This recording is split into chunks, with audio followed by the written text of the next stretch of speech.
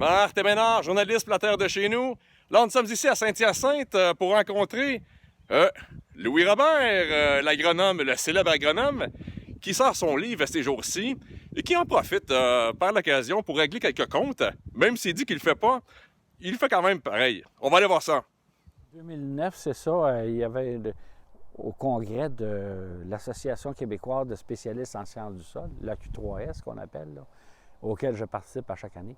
Je devais présenter une conférence sur les façons de réduire le phosphore, les entrées de phosphore sur une ferme, sur les fermes, basées sur nos bancs d'essai qu'on avait fait dans 4 municipalités du Québec. Donc, l'engrais et l'alimentation animale. Ma présentation était toute montée. On était en pause, puis j'étais le premier après la pause à présenter selon le programme. Je reçois un appel sur mon cellulaire de mon patron, qui était au bureau, loin de là. Le congrès se passait en Mauricie, là, pour la petite histoire. Puis mon patron m'a dit « Ouais, bien ta conférence, tu ne pourras pas la présenter. » Tout simplement. J'ai dit « Ah oui, comment ça? C'est dans l'intérêt public, je ne vois pas pourquoi. Les gens entendent ça, puis le sujet est super intéressant. J'aime bien le contenu de la conférence. » Il dit « Non, il dit le sous-ministre ne veut pas que tu présentes. » Il dit « Ah, comment ça? » Il dit « Ah, c'est comme ça, quand le sous-ministre décide de quelque chose, tu es obligé d'obéir. » J'ai dit « Qu'est-ce qui va arriver si je la présente pas? » Bien, il m'a dit « Bien, tu vas probablement subir des mesures administratives, des sanctions administratives. » Ça ressemble à quoi, ça? Bien, il dit, ça se peut bien qu'il te mute puis qu'il te fasse lasser du papier dans un bureau éloigné, là, tu sais. C'est à Côte-Nord ou peu importe, ça peut être loin, tu sais.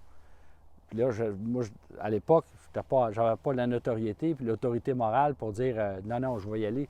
Mais après ça, je m'en suis voulu quelques fois. J'ai regretté de ne pas l'avoir faite. Mais finalement, c'était peut-être pas une si mauvaise décision que ça parce que, en effet, j'avais pas l'expérience puis j'avais pas la solidité, là.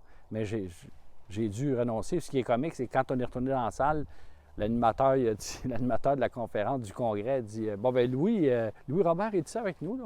Il doit présenter, mais il n'a pas l'air malade, mais il ne peut pas présenter. » Fait que ça restait comme ça. Il y a des excès, des fois, dans les programmes que l'UPA a demandé ou que le ministère met sur pied, qui est contre-productif par rapport à la santé des sols, comme le programme de productivité végétale, par lequel on aide financièrement à l'achat de plus gros équipements, des gros grain cartes ou des grosses batteuses, bien, ça crée encore plus de risques pour la compaction des sols, ce qu'on n'a vraiment pas besoin, là. Puis le programme de drainage souterrain aussi dans bien des régions, puis là, ça fait malheureusement, mauvaise coïncidence, mais ça fait 4 saisons d'affilée qu'on a des sécheresses dans ces régions-là, puis on n'aurait pas dû drainer avant d'avoir fait un diagnostic. Moi, je suis allé dans l'est du Québec, j'en ai fait en masse des profils de sol pour me rendre compte que si l'eau reste en surface, c'est pas une question de nappe d'eau, donc ça ne devrait pas être corrigé par le drainage souterrain, c'est une question d'infiltration et de structure de sol. Ça fait longtemps qu'on le sait, là, depuis 1990, donc ça fait 32 ans, 31 ans, qu'on sait qu'au Québec, le principal problème des sols, c'est la structure. C'est l'inventaire des problèmes de dégradation des sols du Québec fait par le MAPAC disait ça, puis on a à peu près rien fait pour la structure de sol. En fait, on l'a empiré parce que les équipements sont beaucoup plus pesants qu'avant. Fait qu'il y a compaction, pulvérisation, des problèmes de sol comme ça qui fait que l'eau ne s'infiltre pas. On pense à mettre des drains. Oui, ça va évacuer l'eau de surface, mais ça ne corrige pas le problème de structure. Fait que le sol, il n'agit plus comme une éponge, il n'absorbe plus d'eau. Il faut que l'eau sorte par les drains ou par le ruissellement. Sinon, ça reste. Puis plus tard en saison, on manque d'eau parce qu'il n'y a pas. Le sol a perdu sa capacité de rétention en eau. Donc, quant à moi, c'est un mauvais pas, ça, qu'on a fait. Puis c'est un autre exemple de programme. Puis pourtant, à l'époque, on avait donné un avis, nous, les experts là, au MAPAC, on avait donné un avis négatif envers ce programme-là qui était dans les cartons, là. Bien, ça a eu lieu pareil. Quand on m'a approché pour écrire le livre, j'étais hésitant, mais plus ça allait, plus je prenais de la motivation à le faire, puis j'étais enthousiaste parce que, pour moi aussi, ça m'a permis de faire le lien entre des éléments qui, au départ, m'apparaissaient disparates, comme la structure de sol et puis l'avenir de notre agriculture bio-conventionnelle, l'ingérence des compagnies, des groupes d'intérêt dans nos décisions politiques. Tout ça, ces éléments-là sont interreliés. Et alors, j'ai découvert ça en grande partie en écrivant le livre, puis le résultat, bien, j'en suis très fier. Je suis très content d'avoir fait, comme mes collègues. Mais c'est ça, il y a une 130 agronomes maintenant au MAPAC, puis la grande majorité des heures qui travaillent, ces 130-là agronomes, bien, c'est pour l'administration des programmes d'aide financière. Alors, il n'y a plus beaucoup de transferts, ce qui est devenu le maillon faible. C'est là où l'étranglement se fait. C'est-à-dire que, tu sais, quand on dit ça prend plus de recherche, moi, je réagis tout de suite. Je dis, on va commencer par appliquer ce que la recherche nous donne, là, parce qu'il y en a beaucoup de résultats de recherche qui sortent, mais on n'est pas suffisamment nombreux pour les transférer. En gros, c'est ce que je dis. Puis au fil des années, là, vous savez, avec les compressions budgétaires, budget après budget, gouvernement après gouvernement, il y avait tout le temps des restrictions. Puis le gouvernement réduisait toujours les effectifs plutôt que de réduire les transferts, les subventions. Hein? Parce qu'entre autres, avec les pressions de l'UPA qui ne voulait jamais qu'on touche au programme de subvention, bien, c'est les effectifs qui ont mangé la claque. De sorte que maintenant, il n'y a plus il n'y a pas beaucoup d'agronomes maintenant qui font véritablement, peut-être une dizaine à peu près, là, équivalent temps complet, qui se consacrent au transfert technologique, mais c'est vraiment pas suffisant. Donc, c'est ce qui fait qu'on est en retard un petit peu. Pour moi, là, pour faire un résumé, là, je vous dirais que l'agriculture, ça n'avance pas à coup de subvention. Ça n'avance pas non plus à coup de règlement. Ça devrait avancer à coup de développement des compétences, transfert d'informations. Si on faisait ça, là, la question du phosphore dans l'eau serait réglée, en grande partie en tout cas, puis il y aurait beaucoup moins de pesticides qui seraient utilisés inutilement. Quand on parlait de réduction d'engrais, là, dans les années 90, on parlait de 40 de moins de phosphate appliqué. Ça aurait été des dépenses en moins pour le producteur, c'est clair. Moi, les plus belles avancées là, sur les fermes que je vois, là, ils se font sans subvention. D'ailleurs, ça cause un petit problème parce que maintenant, il y a des entreprises qui ont mis en place des innovations pour lesquelles ils n'ont jamais eu de subvention. Comme quoi? Les cultures de couverture, mettons, là, ça fait 10 ans, ou du semi-direct. Puis là, maintenant, on parle d'un programme pour les cultures de couverture, puis c'est ceux qui ils demandent des subventions. On demande des subventions pour les cultures de couverture, alors qu'il y en a qui en font depuis 10, 15, 20 ans. Là. Moi, en blague, souvent, on disait au bureau, on dit, si tu veux quelque chose du ministre, passe par l'UPA. Tu sais, c'est pas plus compliqué que ça. Donc, puis tu vois, prends l'histoire des réductions des pesticides, c'est dans mon livre ça aussi, là, mais tu sais, ça fait depuis 92 que l'UPA et le MAPAC se sont entendus, là, pour réduire les pesticides de 50 d'ici l'an 2000, le premier coup. Après ça, ça n'a pas marché, d'ici 2010, etc. Puis là, le plan d'agriculture durable, qui suit à peu près la même recette que ces plans-là auparavant, les subventions puis la sensibilisation, ça ne marchera pas plus, là. C'est du transfert que ça prend. En 2021, là, la grande majorité des champs de maïs et de soya là, du Québec, en fait, là, vont recevoir, puis c'est déjà fait parce que c'est semé dans bien des cas, ils reçoivent une dose d'insecticide. Alors que la recherche a démontré, puis la recherche tellement valide, là, qui est publiée dans des revues prestigieuses américaines, là, qui dit que sur 83 sites, il n'y en a pas un des 83 où on a vu un effet significatif sur le rendement. Comment? Les néoniques, il n'y en a quasiment pas cette année, là. Non, c'est des insecticides. Les néoniques, c'est une classe d'insecticides.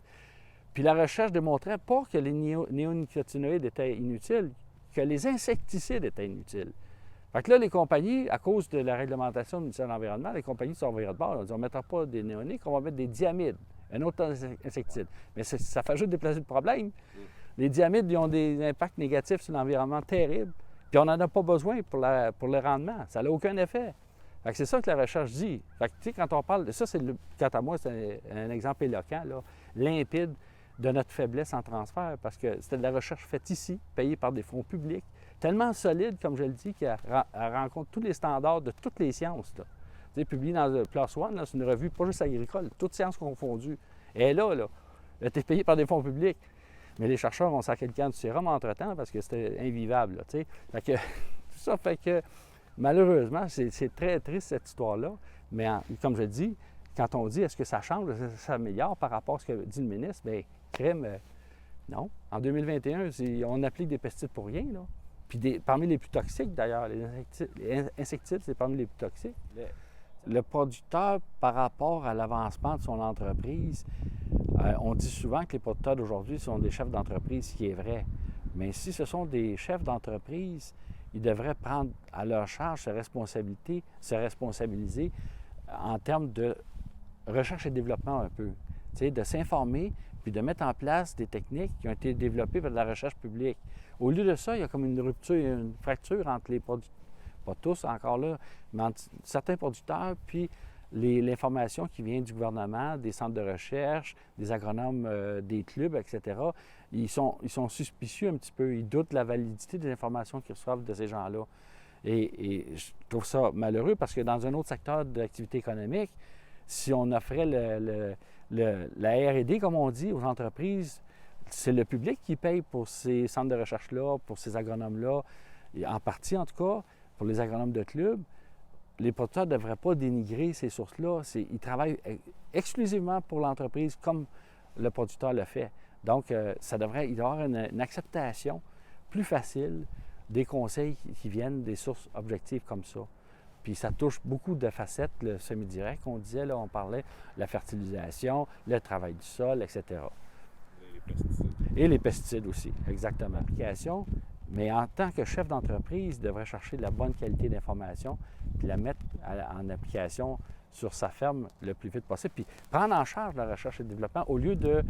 On a tendance à répéter des recettes qu'on a eues dans le passé sans les remettre en question. Donc ça aussi, ça fait partie de la responsabilité de l'agriculteur de faire des essais à chaque année, de faire, pas un centre de recherche, là, faire des essais modestes pour voir si ça marche ou ça ne marche pas. Dans le cas de l'azote, dans le maïs, là, on n'en parle pas beaucoup de ça, mais il y a beaucoup d'azote qui est appliqué qui ne serait pas nécessaire. Puis nous, on a la volonté d'accompagner le producteur pour qu'il soit en mesure de mieux cerner la dose d'azote qui s'est appropriée pour ce champ-là, cette année-là, etc. Puis on ferait des gains énormes aussi dans ce sens-là. Je compare les guides du Québec depuis les années 80, là, puis c'est toujours pareil. C'est-à-dire on est au-dessus de n'importe où ailleurs en Amérique du Nord. Puis c'est pas une coïncidence que... Pourquoi cette situation-là existe, c'est que, en grande partie, c'est parce que on a, sous l'influence du MAPAC d'ailleurs, là, on a voulu créer des comités mixtes où les compagnies d'engrais ont été représentées toujours jusqu'à janvier 2020. Les compagnies participaient au comité d'élaboration des recommandations de fertilisation. Alors qu'ailleurs, en Amérique, dans le nord-est des États-Unis, aucun État ne tolère ça. C'est le système public, puis les compagnies ont leur propre système. Bien, par la force des choses, ils ont tendance à suivre. En Ontario, c'est pareil aussi. En Ontario, ils n'ont pas changé la recommandation de fertilisation dans le maïs depuis 1975. Au Québec, ça a varié selon les influences de l'un puis de l'autre. C'est ça qui est plutôt plate, de sorte que maintenant, on recommande à peu près 2 fois plus de phosphore pour le maïs ici qu'en Ontario. Oui, d'autres de mes collègues ont subi des pressions au fil des ans, là, qui travaillaient dans des secteurs un peu comme la fertilisation, la phytoprotection, puis j'ai toujours trouvé que on n'était pas assez ferme dans la défense de l'intérêt du public là-dedans. Et donc, j'aurais voulu qu'on s'affirme plus, qu'on prenne position de façon plus solidaire et ferme par rapport aux représentations de l'industrie concernant les engrais, concernant les pesticides. Je pense qu'il y a eu un petit peu trop de négligence, de laxisme, de tolérance de la part de certains de mes collègues. Pas tous, par exemple, là, c'est sûr, puis il y en a qui adoptaient une position semblable à moi, mais comme je le disais tantôt, on est rendu tellement peu nombreux aussi qu'on n'est pas très entendu. Notre voix ne porte pas beaucoup, même à l'intérieur du MAPAC. Donc, puis comme je le disais aussi tantôt, les influences contraires avaient le haut du pavé. Il y en a qui avaient accès au bureau du sous-ministre bien plus facilement que nous autres, là. C'est ce qui explique en grande partie là, cet état de fait-là. Je pense que, de toute façon, moi, je ne suis pas en croisade, là. Ça fait tellement longtemps. Si j'avais à être découragé, je l'aurais été avant ce temps-là. Mais je maintiens ma position. Il n'y aura pas d'autre solution que d'imposer une tutelle à l'ordre des agronomes. Je ne vois pas personne à l'intérieur de l'ordre qui veut faire changer les choses présentement. Puis les membres sortent. Hein? Et la semaine passée, 160 sont sortis de l'ordre des agronomes. L'année d'élection 2019, 254 n'ont pas renouvelé leur droit d'exercice. Donc, mais pour revenir à ta question, moi, je ne vois pas non, je vois pas de volonté pour l'instant, là, à court terme, d'intervenir là-dedans. Ça va être quoi la solution pour l'ordre rapport à la tutelle, Bien, exemple, l'ordre présentement, en ce qui me concerne, la majorité des membres désirent le statu quo là, parce qu'ils profitent de la situation de conflit d'intérêt. Ce que j'appelle une situation de conflit d'intérêt institutionnalisée, parce que c'est permis par les institutions qui auraient dû corriger la situation. Non, ils sont de mèche, autrement dit. Fait que ça perdure. Et je vois qu'il va juste... C'est peut-être la pression du public, peut-être la pression des producteurs. Puis, oui, je pense que si l'UPA, comme ils l'ont fait, là, d'ailleurs, j'ai vu qu'ils ont réitéré leur position là-dessus, là, aujourd'hui même, il me semble, ou hier, aujourd'hui. Donc ça c'est positif. Ça, éventuellement, le pouvoir politique va devoir accéder à ces récriminations-là, puis faire le ménage une bonne fois pour toutes, là. Le ménage, c'est-à-dire? C'est-à-dire imposer à l'ordre de séparer le rôle conseil. Parce qu'en fait, c'est simple, c'est l'application du code de déontologie. Hein.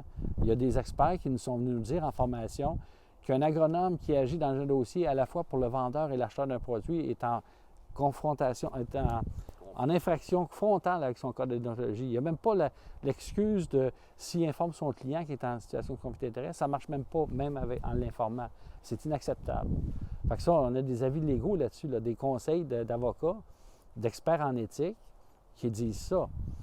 Donc, puis comme je dis, face aux dommages que cette situation-là crée dans le portrait agricole au Québec, c'est terrible. Il faut absolument qu'on agisse le plus tôt possible. Puis je vois juste une façon d'agir, c'est que la ministre responsable des ordres professionnels impose une tutelle à l'ordre des agronomes. C'est la seule solution que je vois, moi. Et ils viennent détacher, finalement, la vente du service conseil.